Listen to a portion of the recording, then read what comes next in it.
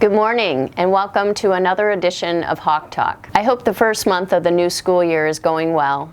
We had a great welcome week to get this year started. I hope you enjoyed it as much as I did. I wanted to recap some of what we learned. That was the first time I heard Melinda Karp. I really appreciated her encouragement about the change that we can make in increasing the number of students that are successful at CBC. But I also appreciated her unvarnished truth that this will not be easy. It won't be accomplished through a simple new strategy or technology or tweaking around the edges. She made it clear it would require a holistic, transformative change of our college, including changes to our structures, our processes, and our attitudes. We also heard during Welcome Week from Davis Jenkins, who is a senior researcher with the Community College Research Center. He's also one of the co-authors of the book, Redesigning America's Community Colleges. That is the book that really launched the Guided Pathways movement across the country. If you have not had a chance to read it, I would highly recommend it. It has a lot of great information and it will really challenge you to look at things at the college differently. I continue to hear wonderful feedback, very positive, about Michelle Whitney and her story. She grew up in the Tri-Cities and she is a proud alum of CBC. She shared many instances of how she was specifically impacted by someone at the college. Some who are still here, like Donna Bronze and Dean Shaw. She is now the superintendent of the Pasco School District and literally impacts thousands and thousands of students that are in the district each year and their families. We never know who might be sitting in our classes or our offices or standing at our counter. We talk a lot about our students and having their success as our highest priority.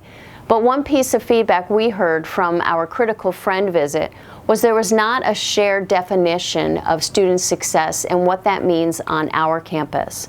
So during Welcome Week, I shared a specific definition for Columbia Basin College that says student success means a student completes a degree, a certificate, or transfers to a four-year institution within 3 years. That's our definition. A student is successful at CBC if they complete a degree, certificate, or transfer to a four-year institution within 3 years. Our current measure for that definition is 35%. We have set a 10-year goal of increasing that measure by at least 20 percentage points over 10 years. It might sound high, but it is absolutely doable. I actually think we might be able to exceed that.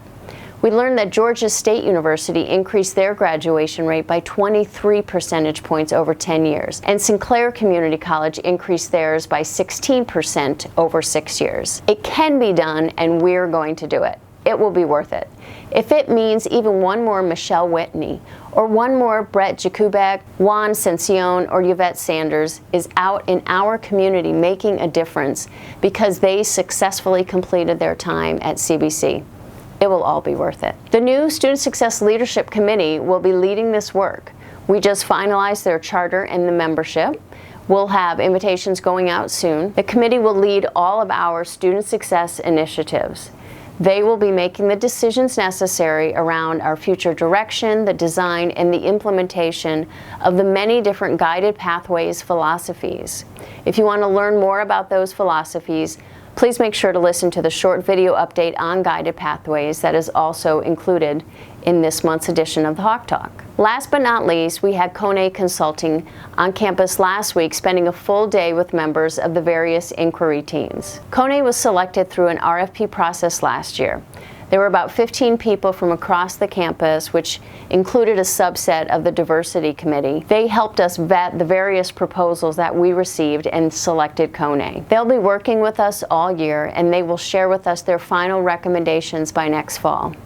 They have an expertise in this area that we do not have, and will also ensure that we're not looking at ourselves through rose-colored glasses. We want to make sure that we have an honest and objective assessment of how we live out this value as an institution every day. They'll help us develop metrics so that we can measure how we're living this out each day, that value of diversity, equity, and inclusion. I've heard good reports from their time on campus last week, and I'm looking forward to the work ahead and the final report that we'll be receiving next fall. I've now covered a lot of information in these few minutes, so if you have any questions, please don't hesitate to reach out. contact me and feel free to ask. I'd be happy to answer. Thanks so much. I look forward to sharing more with you next month, and have a great day. Thank you.